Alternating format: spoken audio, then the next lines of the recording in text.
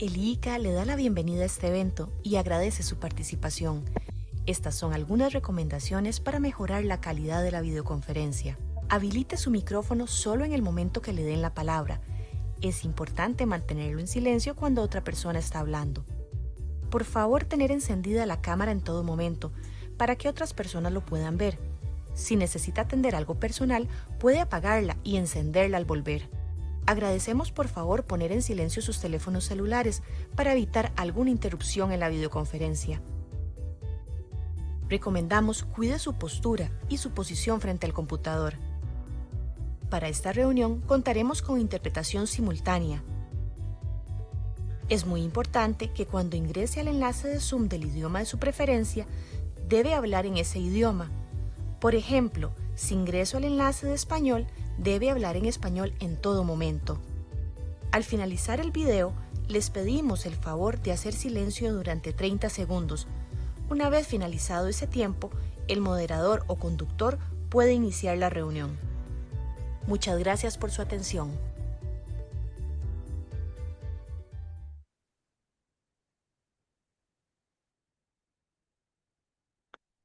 Good morning, good afternoon, everybody across the Americas. Welcome to this latest version of the PROCINORTE webinar series for 2024. This today will be on plant health.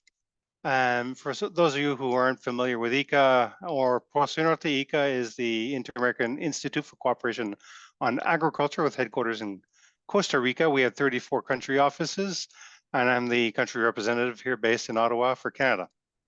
I'm joined with my team here in logistics. We have interpretation out of Costa Rica. And PROCINORTE is one of 7 technical cooperation mechanisms of ICA.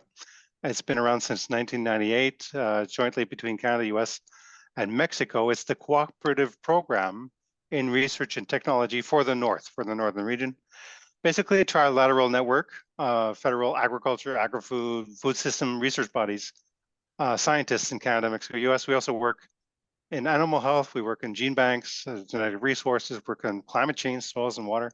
It's a great mechanism to promote cooperation and research and technology across the Americas, especially in the northern region, exchanges, partnerships, etc. So today it's my pleasure to welcome Agriculture and Agri-Food Canada as our lead partner here in Canada to provide some opening remarks. I'll come back later and introduce the moderator. Over to you, Gilles Sando.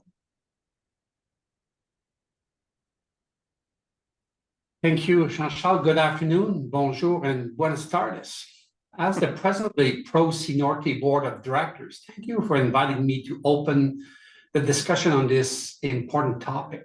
For many years, I've had the pleasure of being a board member of PROCINORTE, and I'm surely proud of the good work of the plant health task team has done over the years, and that was done through collaborative research, joint publication, and training. The International Day of Plant Health is coming this weekend.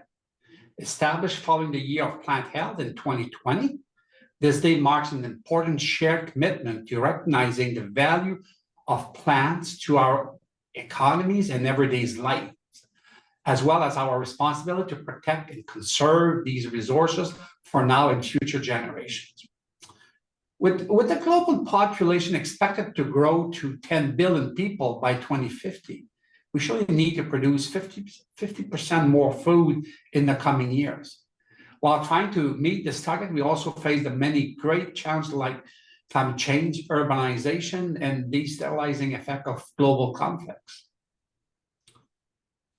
Scientific collaboration across borders is and will continue to be essential in meeting these challenges and in working towards equal access to nutritious food. Pests, such as insects, diseases, and weeds, cause billions of dollars of losses every year, and managing them while also fostering agro-ecosystem resilience is becoming increasingly complex. Webinars such as today's provide an important platform for us to connect, sharing results, research results, and innovation on priority topics such as brown marmorated sting bugs, whitefly transmitted viruses, zebra chip disease of potatoes, tomato brown rugosis fruit virus, and herbicide resistance, to name only a few. Sharing our knowledge is the first step in addressing these threats. Today's topic on biological control has a long and successful history in North America. Our scientists have been studying and promoting biological control for decades. We have dedicated facilities and international partnerships towards advancing this holistic and environment-friendly alternative to conventional pest control methods. I'm very much looking forward to all of your presenters' talk today. I will close by thanking the organizing committee and our presenter for their work in preparing for today. Thanks to all of you for taking the time to join us in what will be an engaging conversation on a critical topic.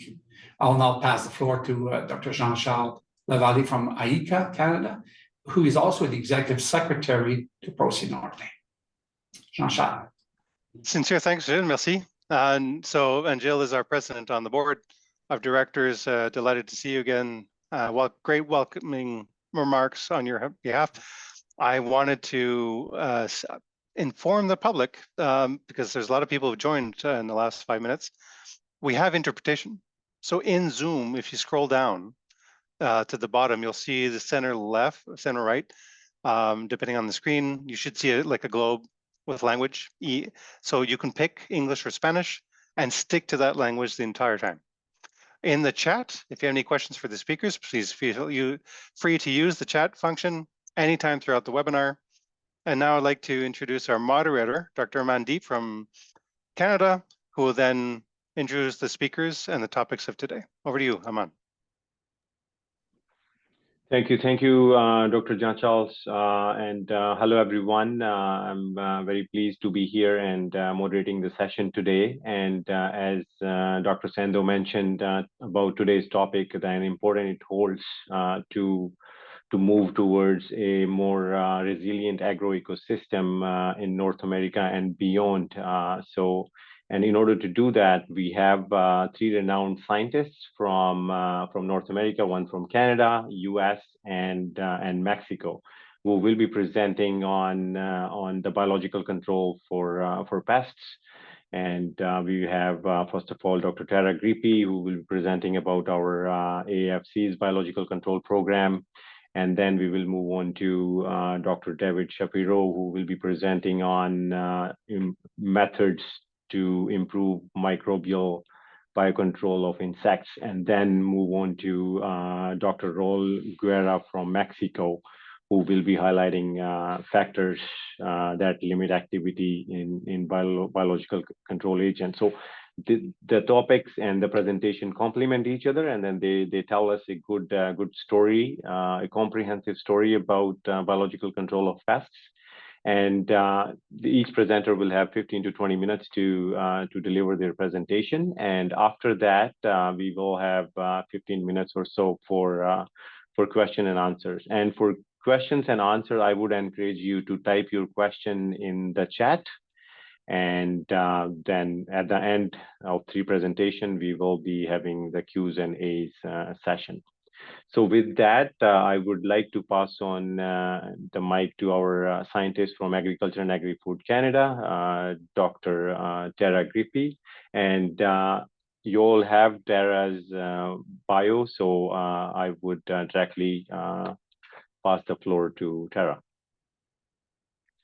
Thank you. So I'm just going to try and share my screen here. There's always a challenge.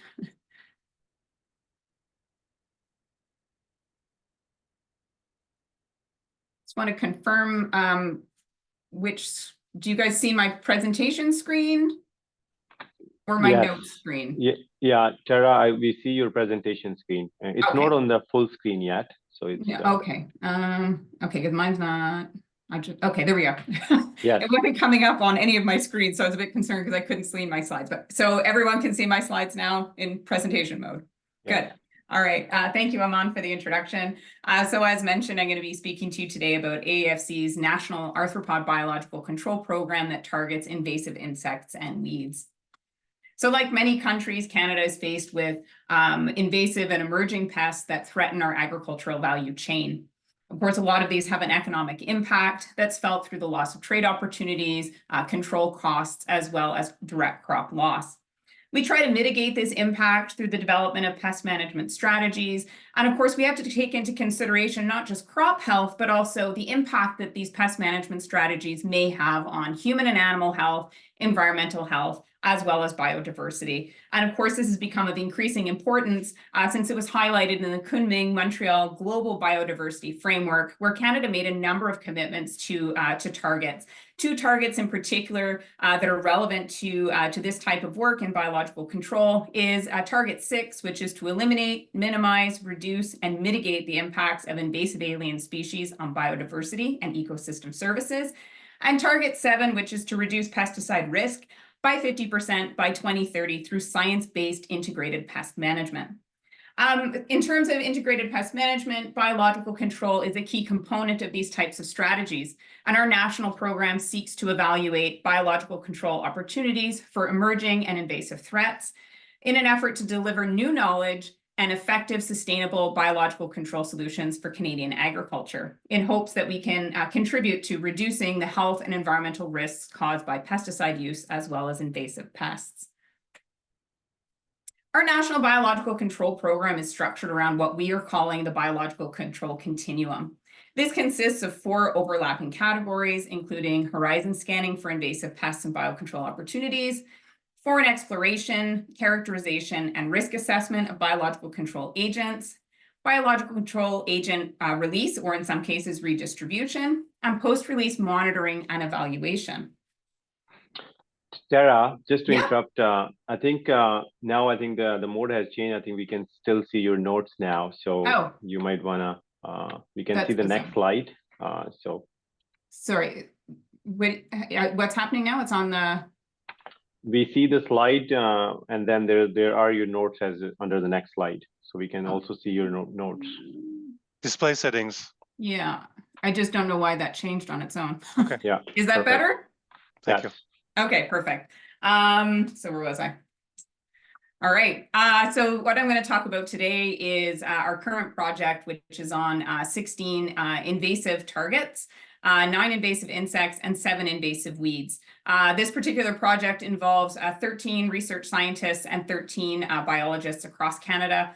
So there's 16 of us working together. So although I'm the one that's presenting today, this work actually represents a collaborative effort across the country. Obviously, I won't have time to talk about all of these targets. So what I'm going to do today is just focus on 4 different categories in our biological control continuum. But I just want you to keep in mind that we also have a number of really great projects on the use of insects and mites to control invasive weeds. But again, today I'm going to talk about some of our invasive insects and using parasitoids to control those invasive insects. So the first category in our the first category in our biocontrol continuum is horizon scanning for invasive pests and biological control solutions. So what is it? Well, we're really looking towards the future to see what potential storms are coming our way. And in this case, the storms would be in the form of invasive insects. So what is it? Well, it's the identification of high-risk invasive pests as emerging threats. So these are insects that aren't currently here, but are highly likely to show up here. And it gives us the opportunity to assess the potential of developing biological control solutions for these threats. And this type of work is often based on the literature reports in the area of origin, where we can get a general idea of what natural enemies could potentially be associated with these pests. Why do we need it? Well, it allows us to identify candidate biocontrol agents, or BCAs, for further study. And if we can identify something, then it expedites the implementation of our importation biocontrol strategies prior to the establishment of that particular pest. So essentially what it does, it gives us a blueprint for our potential biocontrol solution if that pest shows up, as opposed to waiting until it comes here. The example I'm going to talk about now is called the redneck longhorn beetle. This is a project that I'm leading in collaboration with Tim Haya at Kabi, Switzerland, and Jinping Zhang at Kabi in China. We're actually just wrapping up this horizon scanning activity, so it's timely for this presentation. This particular pest is native to Asia. It's got a very broad geographic range throughout China, Mongolia, Far East Russia, Korea, and Vietnam, and it does actually occur quite far north. It's an emerging pest of economically important prunus species. So this would mean we're concerned about it in cherries, plums, peaches, and apricots. So again, this is a big concern for Canada in our fruit growing regions in British Columbia and Ontario as well. It is invasive in Japan, Germany, and Italy, so it is on the move. This has been since about 2012, and there's been significant efforts to eradicate it from these regions. When we initiated our horizon scanning activities, we noted that there were a number of knowledge gaps. First and foremost, the potential for the global distribution of this pest was unknown. And there was really a lack of sort of a consolidation of the control methods that would potentially be available and that were being implemented in other countries. So we actually had a really great collaboration between several different institutes, AAFC, CABI, Agroscope in Switzerland, which is their federal agricultural research division, the Institute of Sustainable Plant Protection in Italy, as well as plant protection in Germany. What we did is collectively, we did an extensive literature review. This also included the translation of any of the Asian literature as well, so that we could include that in our horizon scanning activities. And then based on this, we assessed the status and opportunities for the different control options. And we also developed maps for the potential global distribution. We actually just published this. It came out in April 2024. It's in Journal of Pest Science if you're interested in looking that up, or feel free to email me and I can send you a PDF. One of the outcomes of this activity was that we developed these we developed these maps on the potential distribution. And what you can see, we have a number of different scenarios ranging from sort of a conservative approach to sort of a more worst case scenario. And what you can see is that in both of these scenarios, the distribution is fairly widespread and could be a major problem in a number of different countries, not only in the Americas, but also in Europe, as well as in Australia. The next outcome of this work was that we assessed the biological control potential for the redneck longhorn beetle. There are a number of parasitoids in China. Some of them are quite promising, and within China, sometimes they use them in augmented biocontrol, but they tend to have a very broad host range. So because of this, they have limited potential for importation and release in Canada. It's just too risky. We have to be very careful with the impact that something may have on our native biodiversity.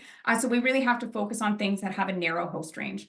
But what we did uncover in going through the literature is that entomopathogenic fungi and nematodes seem to be more promising, and this is the area we identified for future research.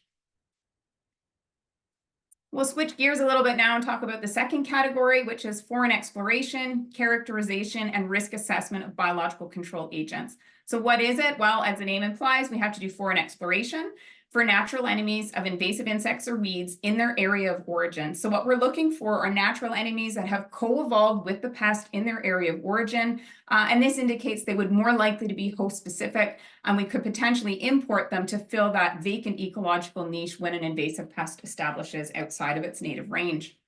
We would then evaluate these biocontrol agents for invasive targets to ensure they're safe. So we want to make sure they're not attacking wouldn't attack any of our native biodiversity. And we have to make sure they're effective. We want to make sure they're actually going to have an impact on the pest. Again, we really focus on agents that have a narrow host range.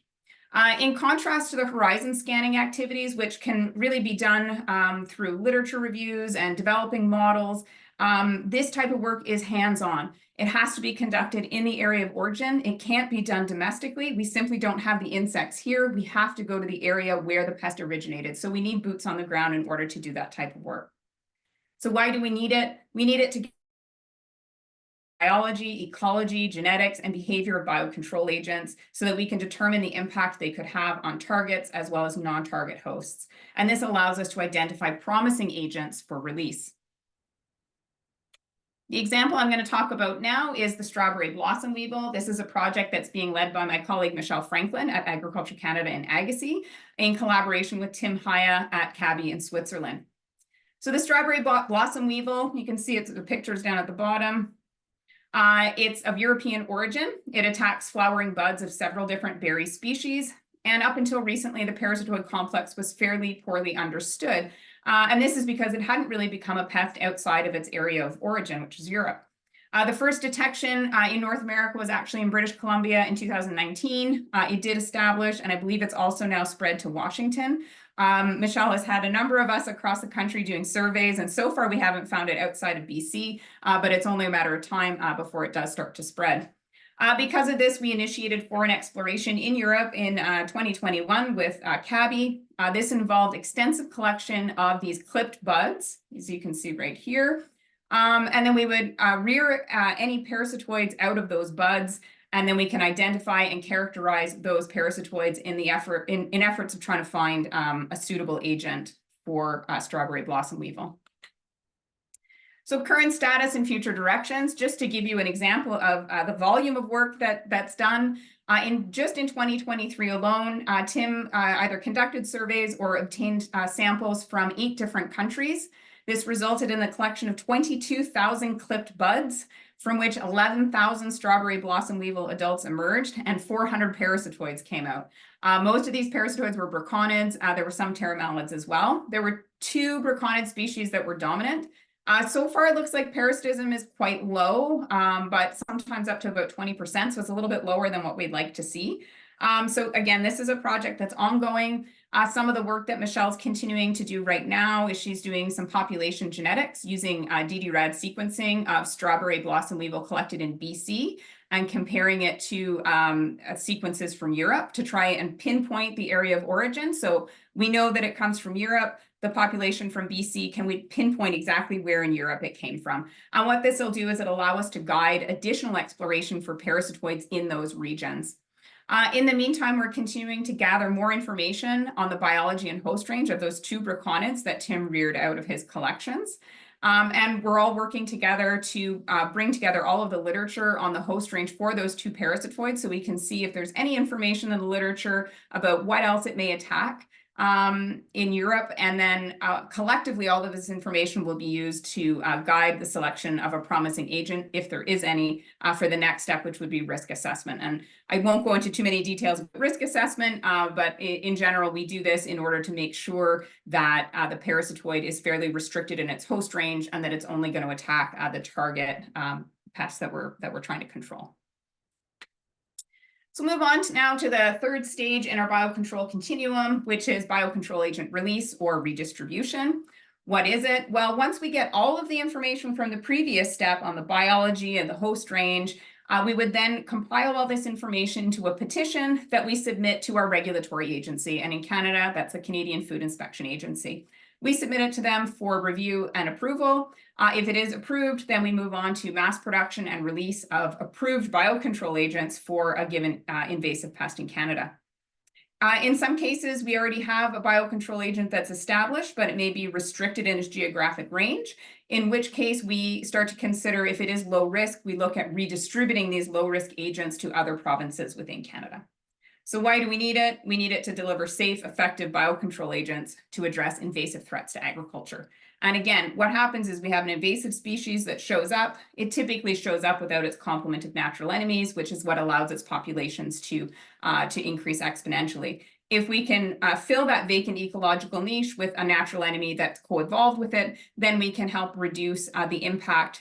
We can sort of balance out the population and hopefully help control the pest. The example I'm going to talk about now is spotted wing Drosophila. This is a project that's led by Paul Abram and myself. It's of Asian origin, and it attacks ripening soft-skinned fruit. So it's a major problem in berries. But not only does it attack agricultural crops, but it also attacks a number of different wild fruit species. So we have this constant movement of spotted wing Drosophila from natural habitats into crops. So even though growers are applying pesticides to the crop, there's sort of a constant movement of spotted wing between the crop environment and the sort of more natural environment. Because this is such a major pest globally, the parasitoid complex in the area of origin has been really well studied. And there's been 2 main parasitoids that are associated with spotted wing in the area of origin. That includes Ganaspis brasiliensis, which I'll call GB1, and Leptopolina japonica, which I'll call LJ2. Based on all the work that's been done globally, it's been shown that GB1 is very host specific. In fact, it's been approved by regulatory agencies for release in US and in Italy, and I believe possibly also Switzerland. And at least in the US and Italy, releases have already started taking place.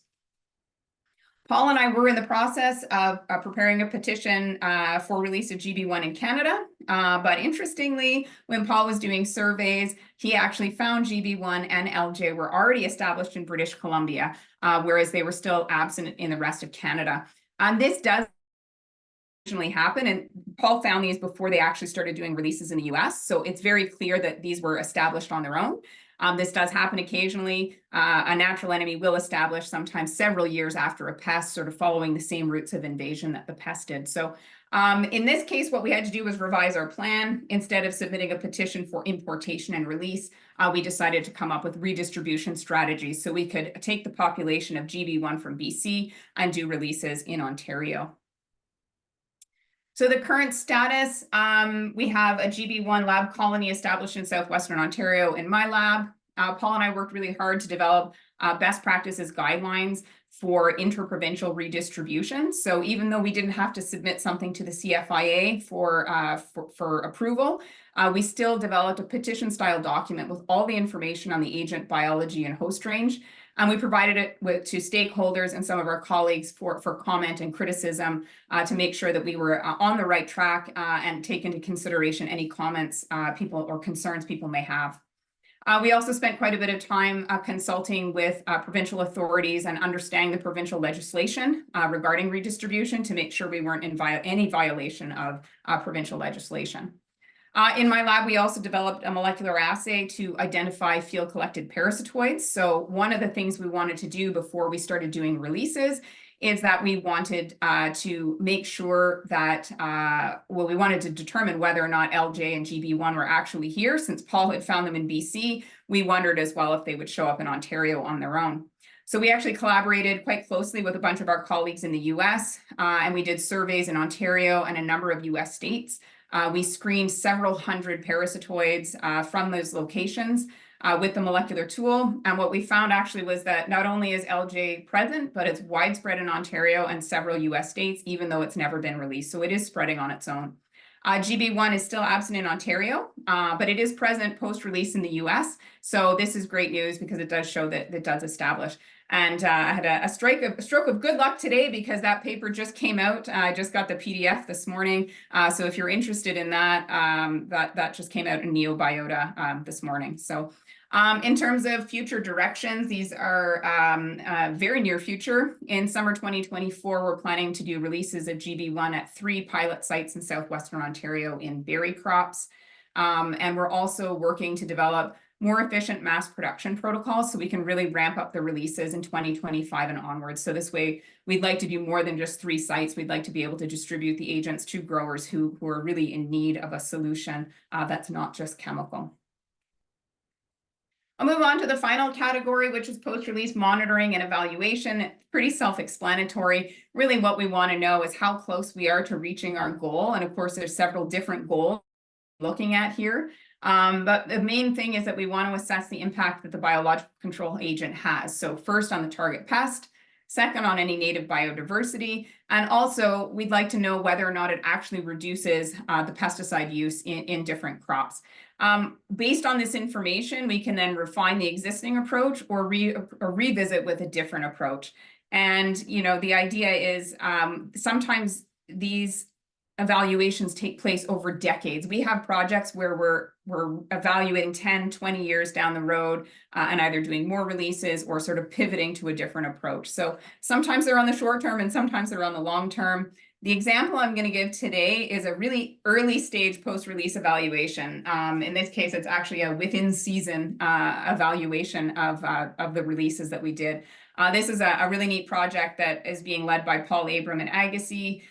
He collaborates quite closely with the CFIA because the CFIA has been responsible for trying to eradicate populations in British Columbia. And Paul brought me in to do a bit of the molecular work, so I'm on there as well.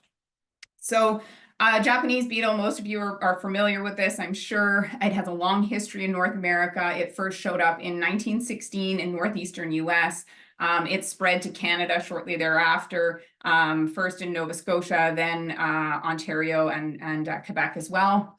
But it wasn't until 2016 that it actually showed up in the Pacific Northwest. So first in Oregon in 2016, then BC, and then more recently in Washington. And there's significant efforts to try and eradicate these populations while they're still small, so they don't gain a foothold like they have in Eastern Canada or Eastern North America in general. So I'll just jump back in time a little bit to the 1920s. There were extensive releases of this parasitoid Istochetta aldrichi into the US for biocontrol of the Japanese beetle. Paul, and we know also that although this was released in the US, it has, we know it's documented from Quebec and Ontario as well, at least as early as 2009, but likely earlier, it's just that nobody was really looking for it. So Paul wanted to join in on these eradication efforts, and his idea was to redistribute Istochetta aldrichi from Quebec and Ontario into British Columbia so that it can actually seek out some of these small populations, as opposed to just doing pesticide applications, which is what was happening in turf grass. We could actually rely on the parasitoids to go and seek out these small populations.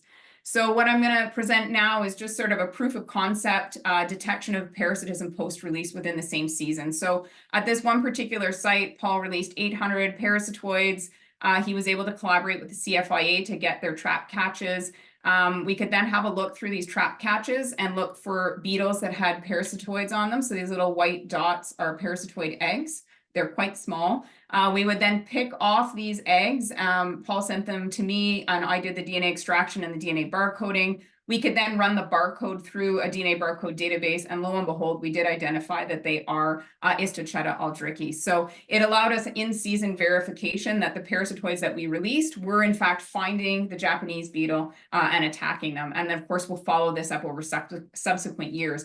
But they did allow us to identify it that year, whereas typically we would have to wait till the following season when they actually emerge. So rather than wait a year, I guess we were a little impatient and we sort of jumped the gun and wanted to detect them in the same year. So we'll follow up with this next year and over several years to see how it's progressing. And I know that I'm out of time now, so I'll end that just with one key statement, is that collaboration is critical, not just within Canada, but also with our partners at the USDA, and the work that we do with CABI is instrumental. We wouldn't be able to do any of the foreign exploration without having international partners that could help us do that sort of work that we can't do domestically. Thank you.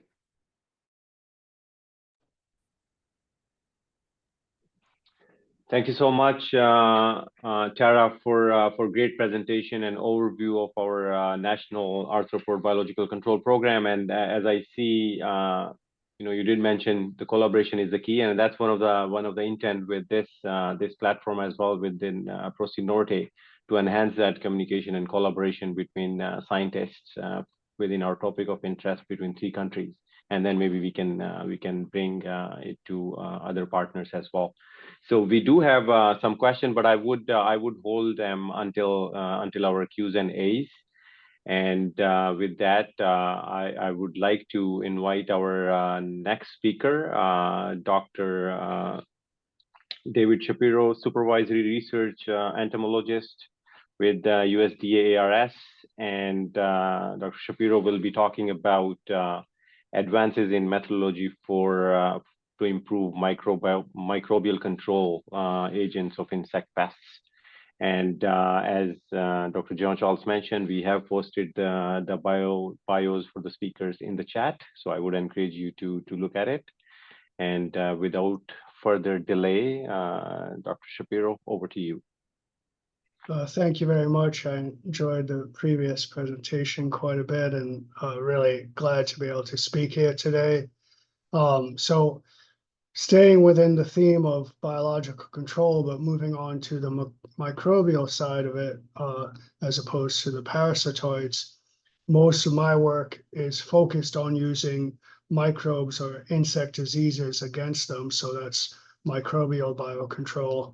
And I'll be discussing methods to improve microbial biocontrol. I primarily focus on entomopathogenic nematodes and fungi, but I think that the general approach that I'll be discussing can really be transferred to other systems for improving biocontrol, whether that's other microbes or predators or parasitoids. So I'm working with USDA-ARS, which many of you probably know, a research arm of USDA, and we have about 90 research stations around the United States looking at various ways to improve agriculture. So my research again is on microbial control, and especially I'm focusing on orchard crops, particularly pecan and peach. So I want to give just a little basic biology background of the main organisms that I study, which are the entomopathogenic nematodes and fungi, more the nematodes than the fungi, but I'll talk about the fungi some too.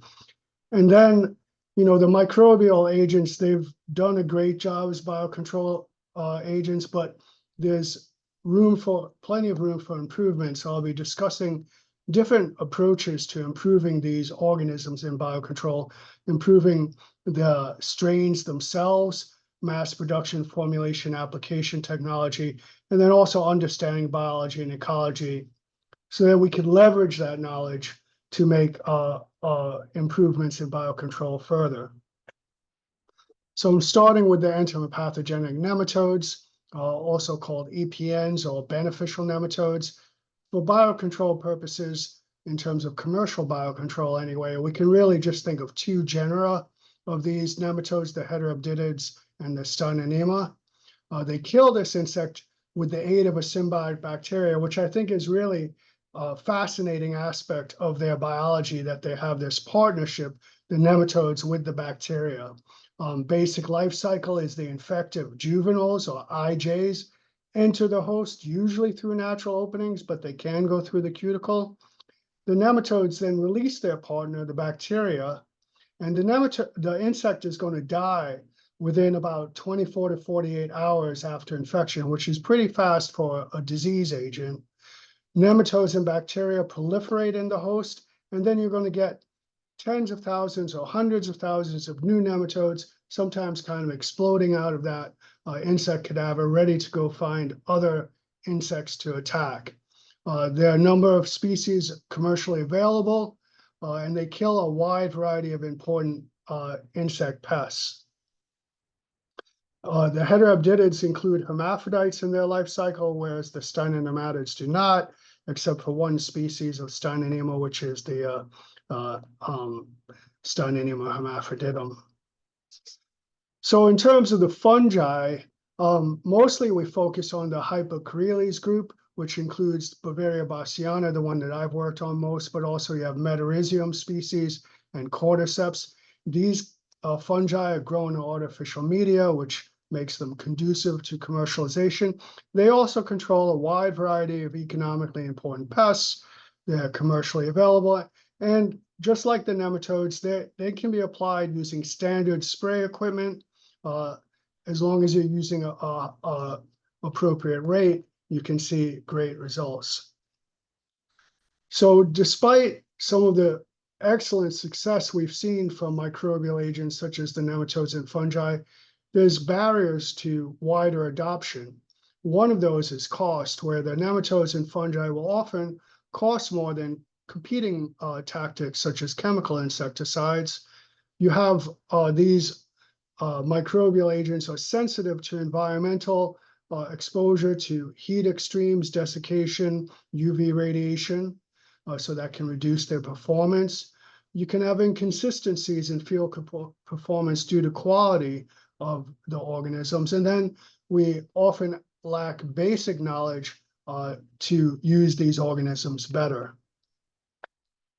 So in response to these challenges, as I alluded to before, we can improve the biocontrol agents through improving the organisms themselves and their stability in production, methods of mass production, formulation, application technology, and then also understanding biology and ecology to feed that back into methods to improve biocontrol.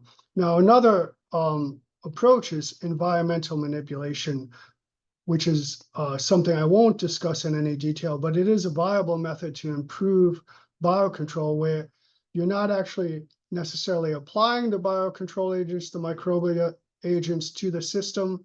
Rather, you're making that environment more conducive to the microbial agents so that you get better control. But again, that's not going to be part this discussion today. So I'll go through all of these step by step. Number one is improving the organism. And there's several ways to do that. For example, with nematodes or other organisms, the easiest thing you could do is just go out and find better strains of those biocontrol species or better species. So we found in our lab 2 new species of heterobdidids, as well as various strains of other nematodes, which have been commercialized. And for nematodes, it's very easy because they're not regulated as pesticides. So you don't have to register each strain, at least in the United States. So you find a new strain and you want to start producing and selling it, you can, or a company can license it without registration costs.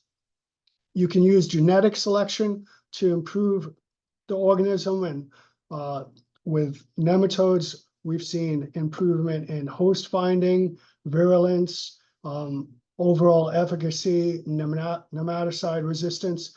So you're just taking a diverse gene pool, exposing it to selection pressure, and then improving your organism through this directed evolution in the laboratory.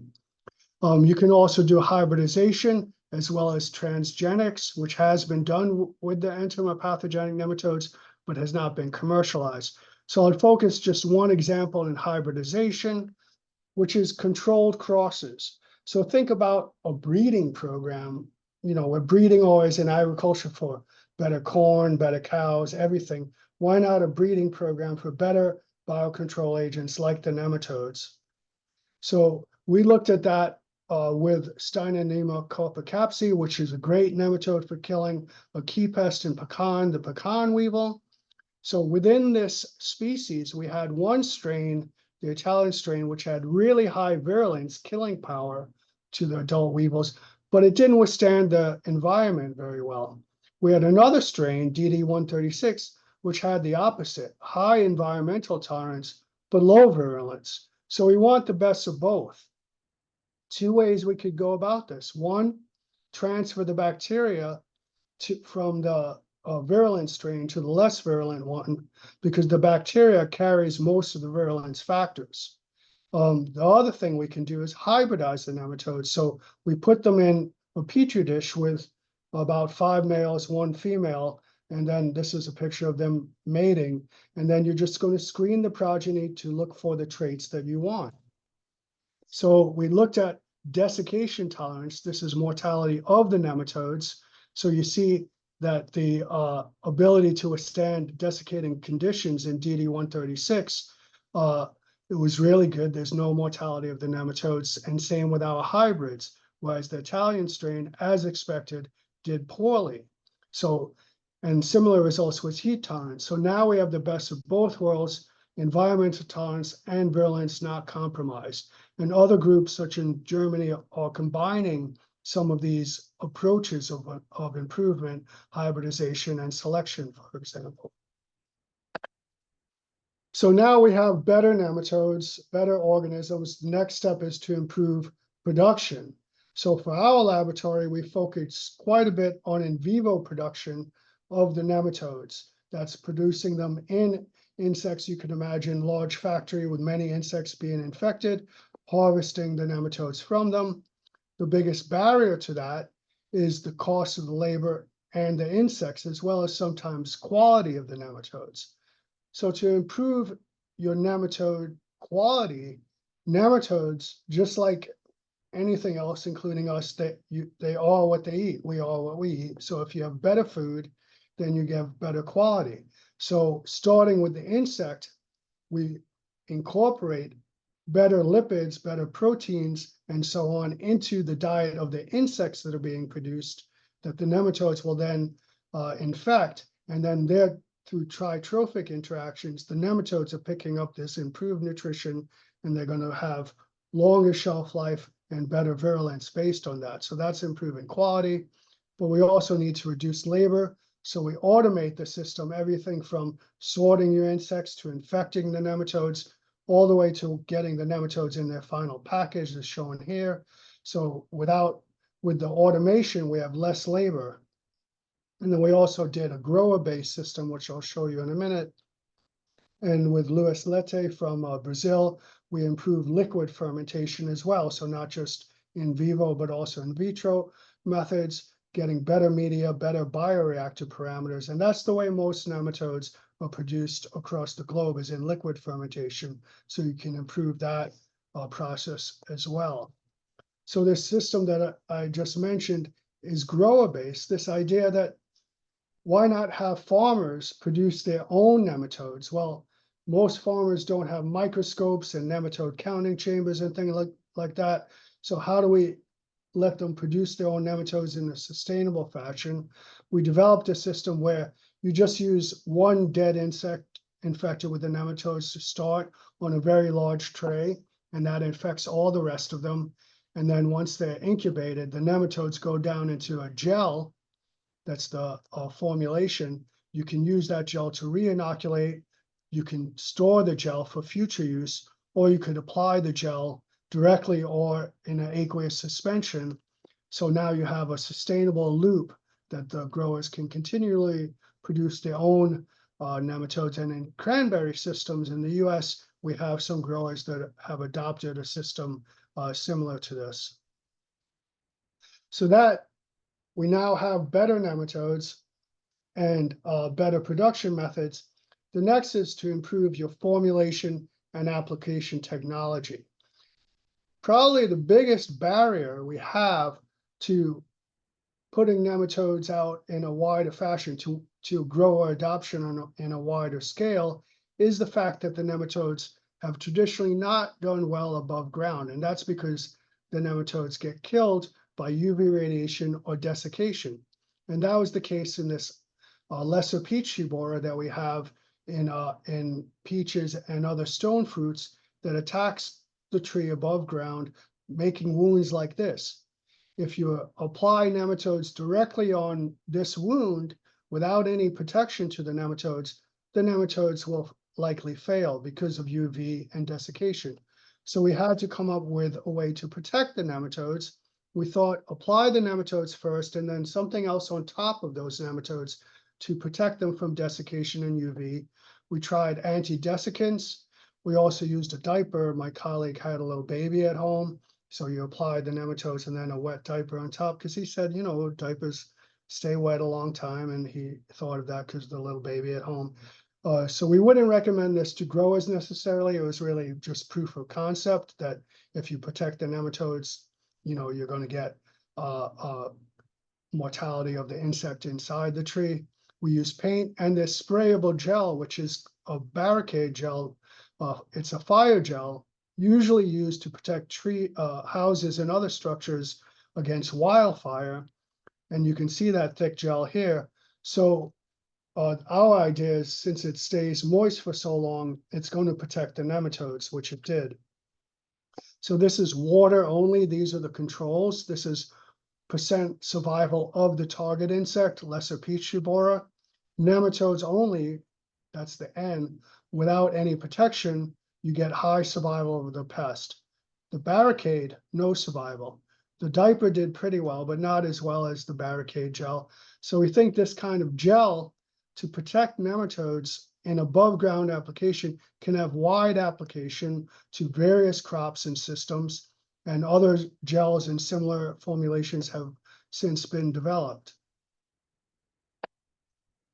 You don't have to apply the gel after the nematodes. We found that if you reduce the percentage of gel to go right through a sprayer, it does just as well as the full rate.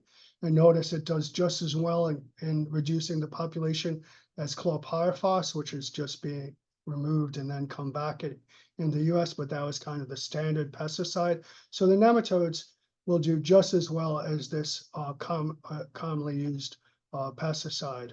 And again, you can just spray it directly through the sprayer. If you use a reduced rate, it still protects the nematodes from desiccation and UV.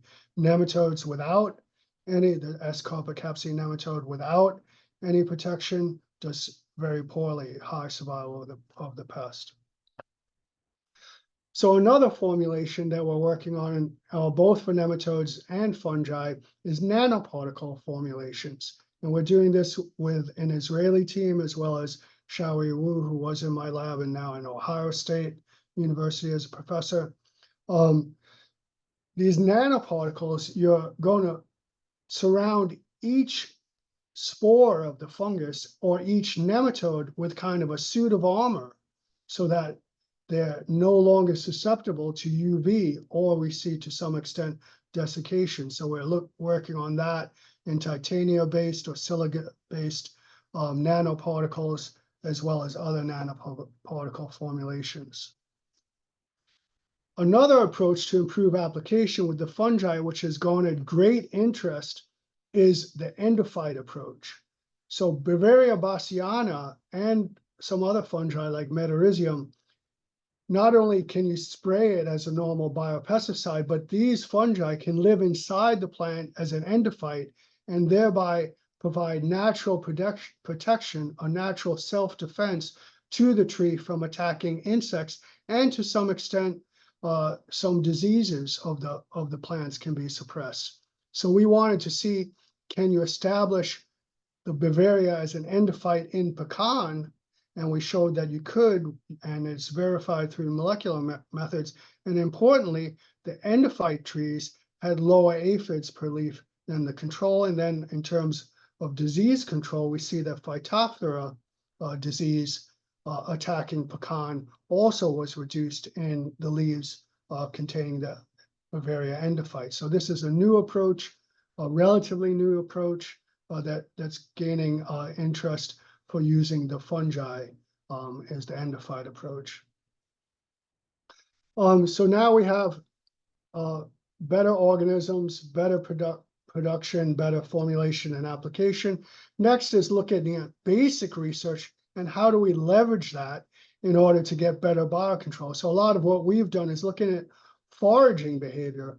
How does these tiny little nematodes in the big ocean of soil find an insect?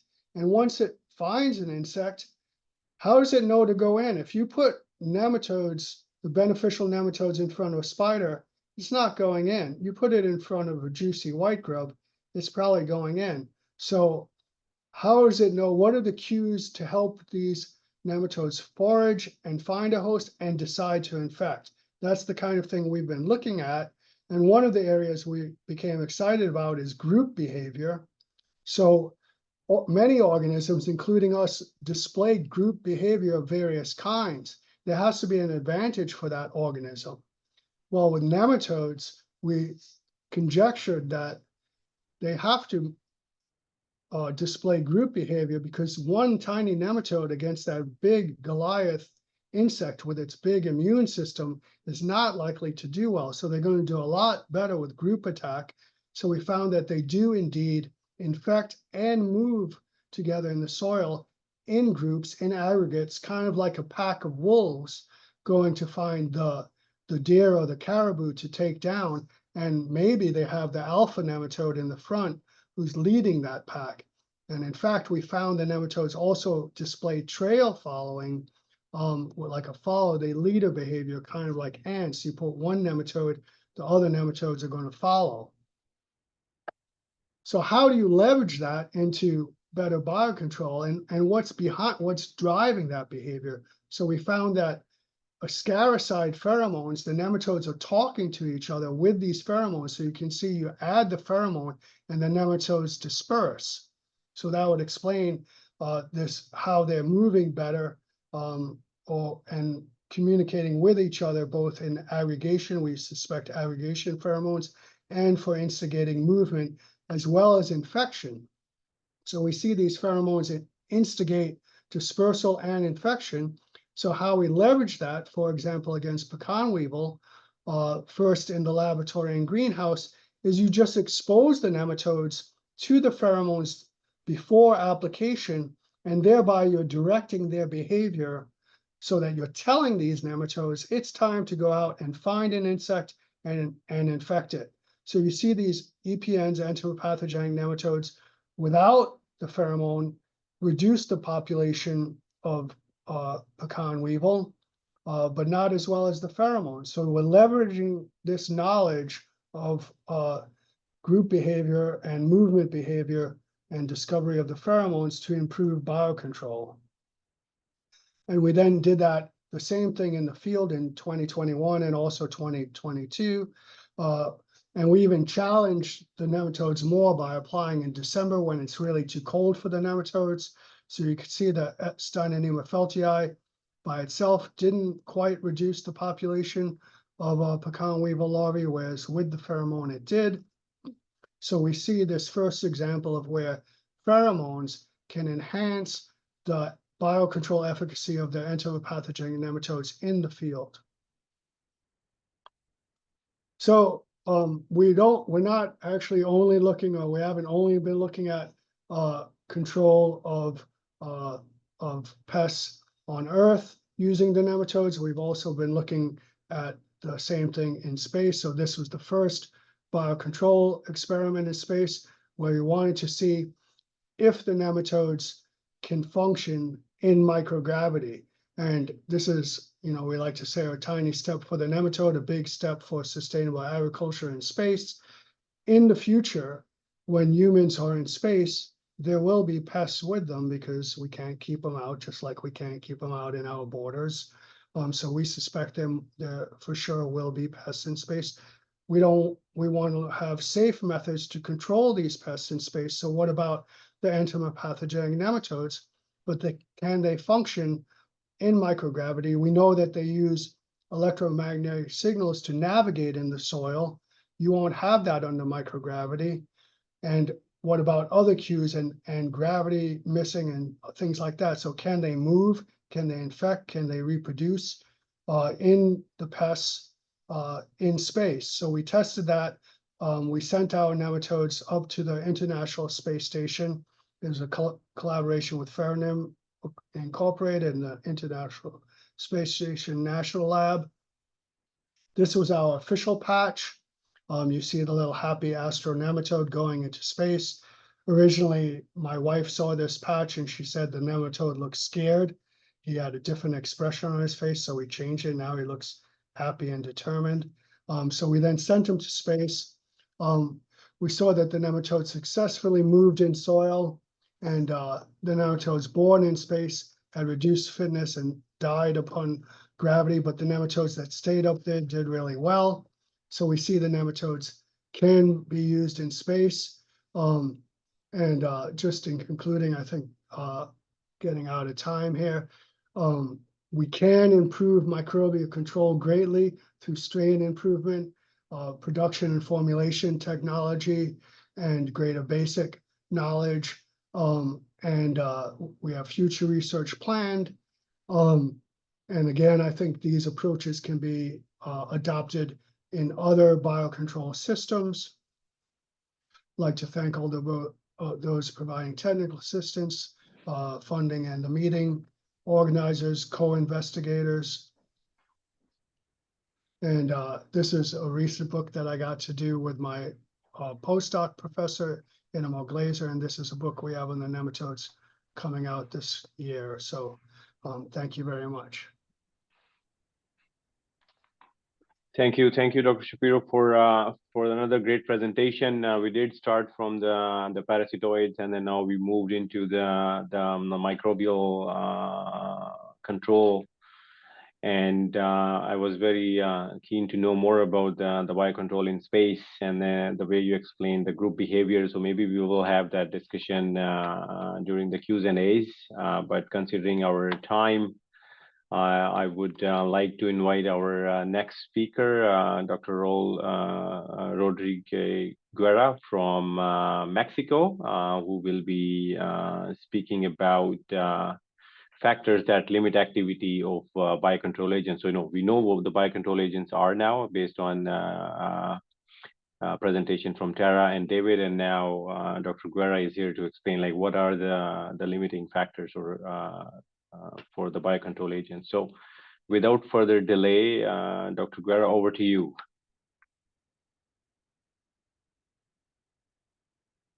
Muchas gracias. Thank you.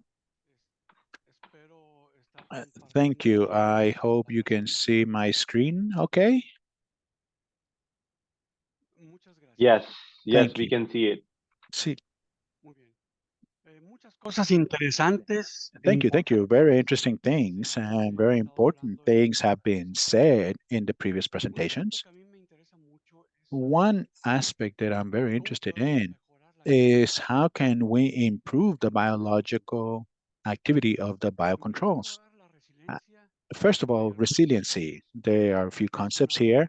This is an important part of this session of presentations, which is basically the capacity on agrosystems to face endogenous and exogenous conditions and to control their behavior. What does that behavior mean? It means that they can become sustainable for our production systems.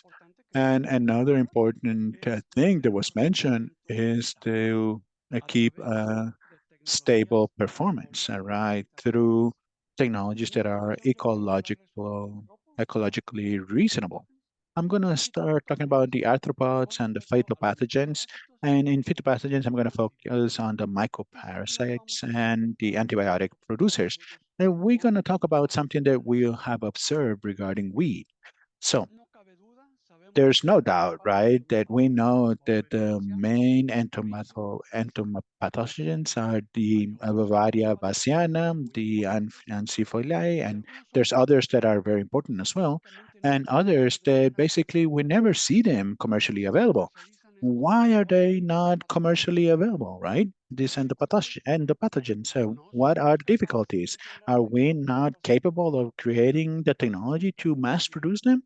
Well, we'll leave that aside for now. Myco, mycoparasites. Well, we have trichoderma, which is the main one used worldwide. We have Gliocladium, although clonostachys sometimes is considered a synonym of Gliocladium. The taxonomy right now allows us to separate both of them. But there's still a lot of other mycoparasites that have been published, and there's a list even greater than the ones I'm showing on the screen right now. And regarding antibiotic producers and the antagonist by antibiotics, we have Bacillus, Pseudomonas, and Streptomyces. But there's many other fungi, and other bacteria, which also create antibiotics against the phytopathogens. So let me talk about the factors that limit the actions of these biocontrols. On one side, we have the production concentration, the visibility that has to do with the shelf life and the germination time in our biocontrols, in particular in entomopathogens and trichoderma, and with the abiotic factors that can influence the activities and the biotic factors as well. So let me show here a case. The Irsutella citriformis. This is one of the species in which I have found a field episode, and the other one is Pasilomes, or the Aisaria, or the Cordis. They're all cinnamon, sort of the same gender, more or less. We have been working with these Isotilesa, and we have experience on creating the amount of spores in solid objects. Why? Because we know that both Trichoderma as well as Bulgaria and Metallisium, the Misaria, and the production in a liquid state is going to produce a yeast, and the yeast are somatic cells that are very susceptible to many environmental conditions, and possibly they're going to be subject to many biotic factors as well. So our experience is that some endopathogens and this mycoparasite Mycoderma can be superior to those produced in biofactors with liquid presence. Here we have an example of some microorganisms grown on hay or on rice with a biological activity that is huge. We can harvest illusions on this substrate, and we are able to obtain volumes, important volumes, with biological activity that is outstanding. we don't really need to go into bioreactors, although it's possible that we might be able to produce greater volumes there.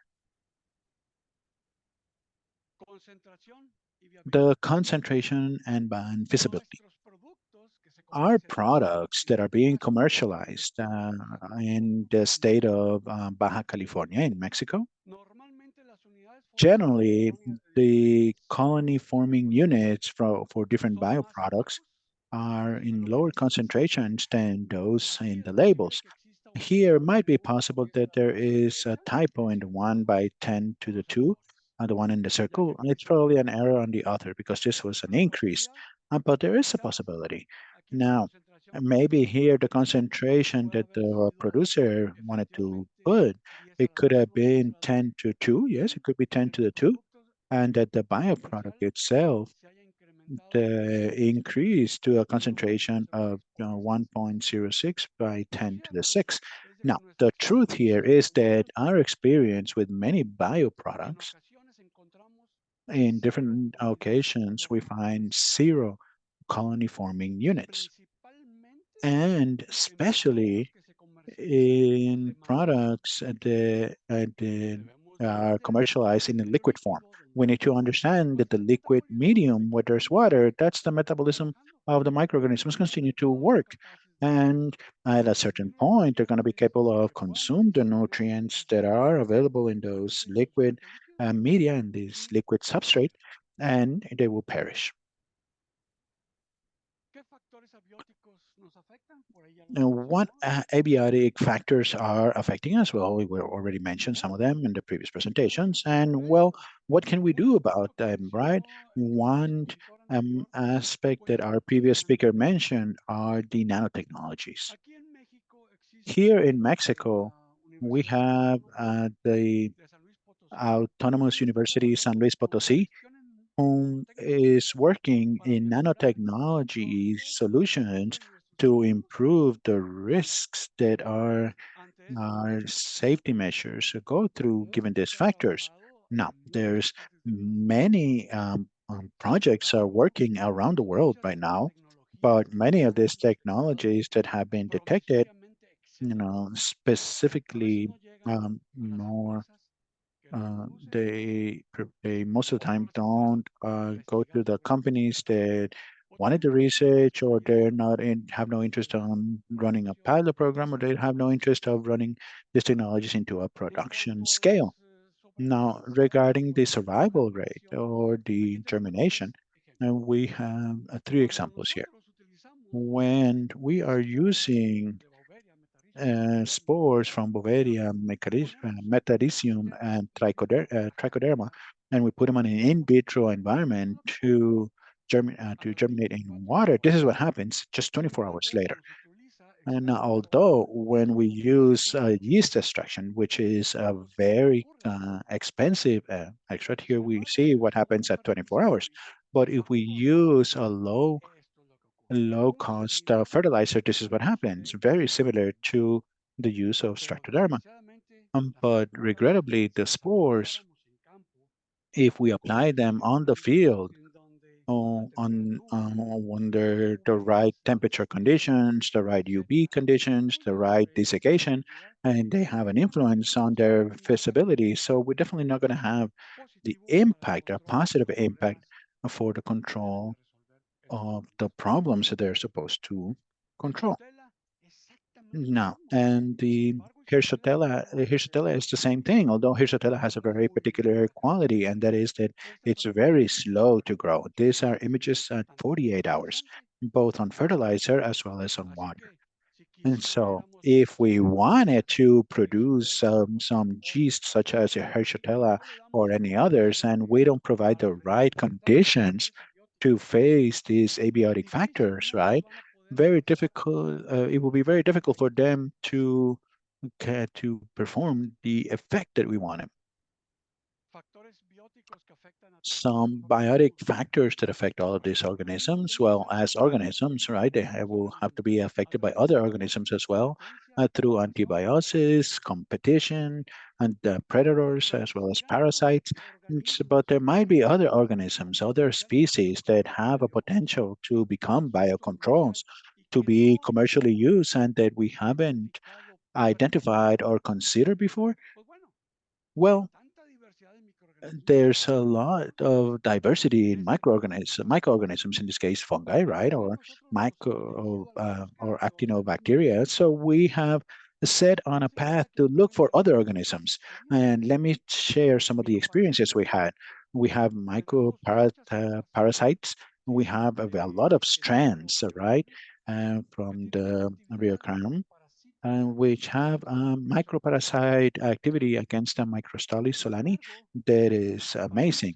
But if we compare the effects we see here compared to Fusarium species, in Fusarium, what they cause the most is bacularization. A bacularization that is very important and very separated from the contact point between the Geoplanium and the Fusarium species. There's a lot to work on this here, in my opinion here. Now, the Rhizoctonians and binuclear Rhizoctonians have been forgotten since the 70s, more or less, where we started to see the first article as agents for biocontrol, the Rhizoctonia solani and other phytopathogens. And also, it's very important that these binuclear Rhizoctonias are excellent to accelerate the germination and the growth of plants. In this case, in peppers and beans. These are experiences that have been very well experimented. And with this table, the only thing I want you to get out of this table is that out of 60 different strands of actinobacteria that were assessed, only 2 of them were identified with the potential to inhibit over 75% and close to 100% too, to 4 species of Coleotrichium and 4 phytopathogens at the root in different host plants and fungus associated with the Fumagina syndrome. Although there are strands of actinobacteria that have no value for us as biocontrols, but it's possible to find strands that are outstanding, and that's what we've been working on identifying. Here I have a table where the determination of the growth environment with actinobacteria is applied to the location. We can see um, high percentages of mortality compared to a control group, right? This is another very important aspect that we have forgotten about. It's very probable, and has been said already by several Streptomyces, that it are capable to produce chemical aspects against insects and other tasks that we have not researched enough. Against the rust, we have different strands, and it's very frequent to find strands with a lot of activity to inhibit the germination of the spores. In the center here, we see a strand. We have an illusion of a strand as well, where the spores did not germinate, compared to 2 different strands on the sides there. On the bottom part here, we have the protection of the leaf against the rust with this separated leaf technique, where we are able to remove the bacteria and the lower leaves, and we have it with presence in the middle image there. We have a lot of potential here. An experience that was by a producer, right? When they apply Streptomyces in their wheat field to try to reduce the damage by Sphaerium, and what they found was zero, or almost zero presence of rust compared to the part of the plot that they didn't apply the product. So we have another potential use for rust prevention.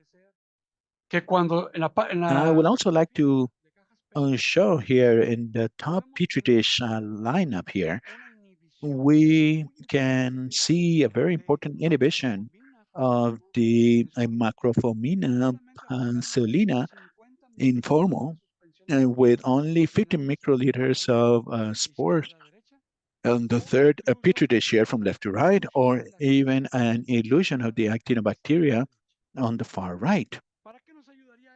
Why would this be useful? Well, because maybe, as I was mentioned before, we could combine these two microorganisms with other protective as a protective measure, or was adherence to the seed, so that before they are applied, we already have our actinobacteria present, or maybe just a chemical product without the need to free the microorganism into the field.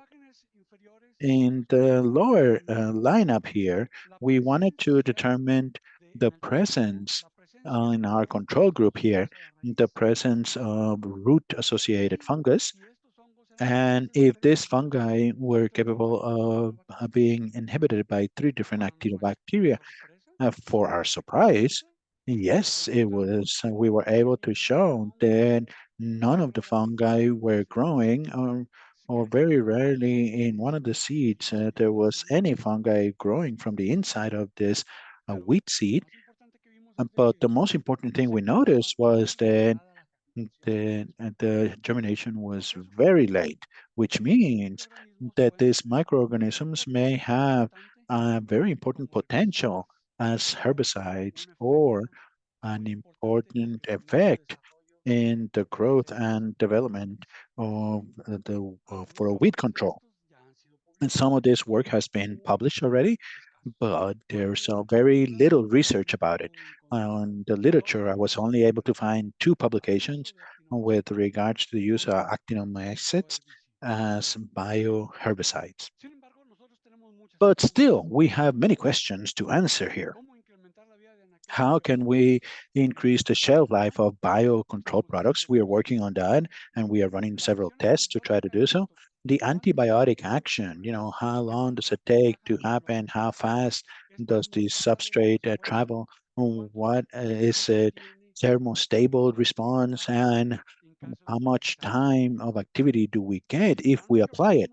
There might be other microorganisms with the possibility to eliminate Candidatus and Liberobacter on infected plants. For citrus, for example, these are very important questions that we need to answer at some point. Although there's still a lot of possibilities to support biocontrol agents so that they can have an important impact, very clear positive impact in our agriculture or agrosystems. But for all of this, we need to work coordinated efforts with very specific lines or objectives with the right resources, and make sure that we target our efforts to technologies that are cheap or that they are feasible, they can be used, and why not maybe sometimes even implemented by the producers themselves so that they can apply them and produce them and apply them, and so that we can reduce these important risks that we have by pests. This is the names of a group of people that have been helping me in all of these investigations that I mentioned before, but I know there's many other technicians that have helped us as well. Ángel, Roberto, Fernando, and Yesenia, all of them QBPs that have helped us a lot as technicians, amazing technicians, but that they are no longer part of our program. To everybody that helped me, thank you very much. And to all of you, thank you for taking a moment to listen to my presentation. Thank you, everybody. Thank you so much, Dr. Guerra, for the presentation and outlining, providing an overview of the different limiting factors and what are the potential ways to overcome. And as I see, I think there is more work to do to better understand and better advance the work in overcoming those limiting factors. So, but thank you so much for the presentation. So now I think we are at our question and answer stage. We have almost like 10-12 minutes for the Q's and A's. And we do have some questions for speakers in the chat. And let me go to the chat. Give me a second. So the question I can start, for okay, go ahead, please. Sure. Well, I was just catching up for, I think it's Tara. There's a question from Neil asking about, is it possible that a BC species becomes a threat or pest to a crop? Yeah, I mean, this is one of the reasons why we do so much risk assessment. Biocontrol has in the past had a bad reputation because some of the earlier releases that were done really didn't consider the risk. And so there's a whole section of biological control dedicated to risk assessment. And before, I mean, this is why we have our regulatory agencies in place, so we can submit petitions to release something. It has all the information on host range. This then goes to several people, in different countries to review. So we have that system in place to ensure we're not releasing something that could potentially become a pest itself. So the strict. So I would say modern day biological control has limited risks, but of course you can't always predict everything. But we also try and balance the risk of not doing something, which can also be a problem as well. If there's no solution, you do have to manage the benefits and the risks of biological control. So we do take that into consideration, but it is a very carefully executed process before we implement anything. And Canada has one of the, I think, best regulatory system in terms of we are very careful about what gets approved and doesn't get approved. So right. It's very strange. Any additional comments from the US or Mexico?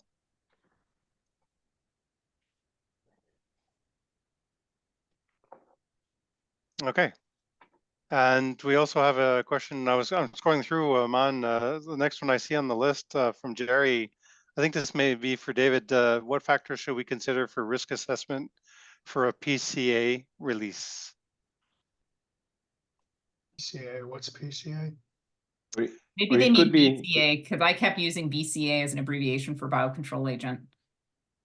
Yes. Yeah, I think it would be the release. I think, Tara, the way you were talking about the process. So yeah. Okay. I mean, I could have probably spent a good 20 minutes just talking about risk assessment and how we conduct them. But some of the factors that we consider, first of all, we make a non-target test list. So we look to see what species are closely related to the target. And we sort of work out from there and see, do they attack closely related species? Do they attack species within the same family, within the same order?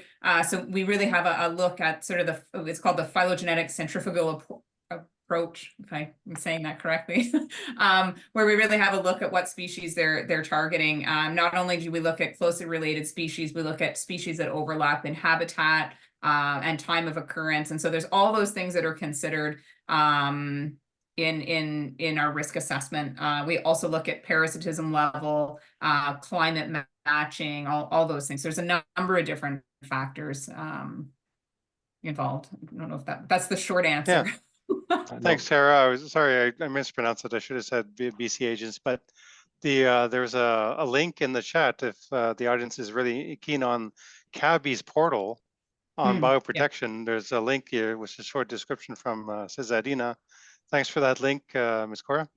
We have apparently a comment from Suriname on wood vinegar as a biopesticide for rice farmers and vegetable farmers. Apparently they're getting some results with that. I don't know if any of you have any experience with or recommendations, comments on wood vinegar at all.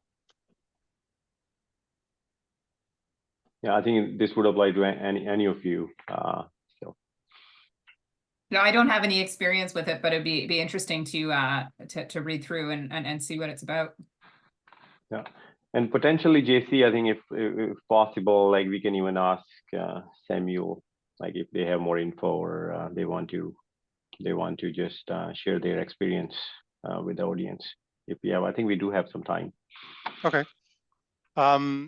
The Tara has another question from Marie-Ève Berube. regarding the spotted wing Drosophila. Quebec is a province where the insect is causing great damages, apparently. It's planned to they're looking to launch the parasitoids you prevented in Quebec, do you know? Yeah, so we're working on that as well. I have to follow up. I know Paul was reaching out, Paul Abram, who we worked together on the redistribution. We were reaching out to some people in Quebec as well to see if they were interested also in doing releases. As I mentioned, we did this in Ontario where we were looking at the provincial legislation and everything involved to make sure we weren't violating any of the provincial legislation by importing and releasing it from BC. So we are looking for people in Quebec who would like to sort of collaborate on that, and so we can actually expand releases there as well. And I think we're getting really good with our mass production. So once we also have more methods in place, I think it'll be really easy to kind of sort of do some knowledge and technology transfer to help neighboring provinces. It is a huge problem in Quebec as well, so it's definitely on our radar. And I'll have to follow up with Paul and see where he was at when I know he was communicating with a couple of people at I know at Agriculture Canada and also some of the provincial groups as well. So I'll find out. If you want to email me about it, I can follow up with you as well, Mary-Eve, and let you know where we're at. She was asking as a follow-up question if the launches are done by the department or is it a yearly process producers have to do? So right now it's federal government that would have to do it, at least in Ontario, so that we're not violating provincial legislation. It actually has to be carried out by the federal government, with the idea that they should be able to establish and continue on from there. So we're hoping that we won't need to do releases indefinitely, that we can do we're hoping really strong releases in the first few years that'll allow a population to establish on its own. And that's a great thing about biological control, is that once it's in the environment, it is able to reproduce and self-sustain and follow the pest where it goes, whether it's in the crop or into natural habitats. So so that's the hope there, is that we can establish an agent and then just have it sort of, make its way into the environment and carry on its own without this constant input every year. So. Excellent, Aman. I don't see many more questions in the chat, unless the moderator has additional questions for the other speakers. Most of them have been for Tara. Yeah, I agree. I think I don't see anything. But again, the question, if we don't have any other question, I think I have a question maybe for David and Dr. Guerra too. Where do we go from here? I know a lot of research has been done in the microbial pest control, and then Dr. Guerra, you did mention about some of the challenges, but how do we overcome that? Where does the future lies? So if you can maybe speak about how do we move forward, or where do we go from the current state within the biological control space? I know it's a broader question, but I wanted to have that the broader viewpoint in closing this discussion. Oh, you're on mute, David. Sorry, I guess to me, we're going in the right direction by trying to enhance all the areas that I mentioned, in terms of strain discovery and enhancement, better production methods and formulations. There's a lot of work now in formulation, which I think will bear a lot of fruit in the coming years. And as we learn more about the organisms, we'll see new ways to enhance them. So I think we're going in the right direction. We just need a lot of good researchers on to do the work. Yeah, thanks, David. Dr. Guerra, anything from yourself to add? Oh, Sí, claro. Thank you. Yes. Something that we need is research, all right? And the other thing that we need is the possible application of that knowledge, of that technology, of that discovery that we get. Some institutions generate a lot of knowledge. Some researchers generate a lot of knowledge. But the people that are going to make this commercial is the people that at some point have to gather all this knowledge and include them into their production systems. I believe that that's where there's a key factor where companies need to invest a lot to make sure that they can come out with products that when the product is available for the producer or that the product is available for a researcher to consider its quality, there is no doubt that they are selling a quality product that has very high possibilities of efficiency to do what it's supposed to do, which means protect our agrosystems. That would be my opinion towards the future. Thank you. Okay. Well, thanks, Dr. Rodríguez and Dr. Shapiro for that insight. And Jean-Charles, I think we have 3 minutes left, and then there is a final question. Maybe we have a minute or so. Sure, yeah, happy to do so. I can do it in Spanish. For sure, absolutely. Para usted, Dr. Rodríguez, tenemos una pregunta desde México. For you, Dr. Rodriguez, we have a question from Mexico. The production here of ají has a very attractive product for pest controls. What do you think would be some agents to control this? Okay, very well. Regarding that question, it's very important to use microorganisms, in this case on the Streptomyces strand, that produce spores, because many Streptomyces species don't produce spores on a solid medium, and so we need to find a strand that is spore productive to be efficient against. And maybe if I'm answering the wrong question or I'm answering something different, because I see they're talking about the rust on the leaf there. What biocontrol can be applied for rust, right?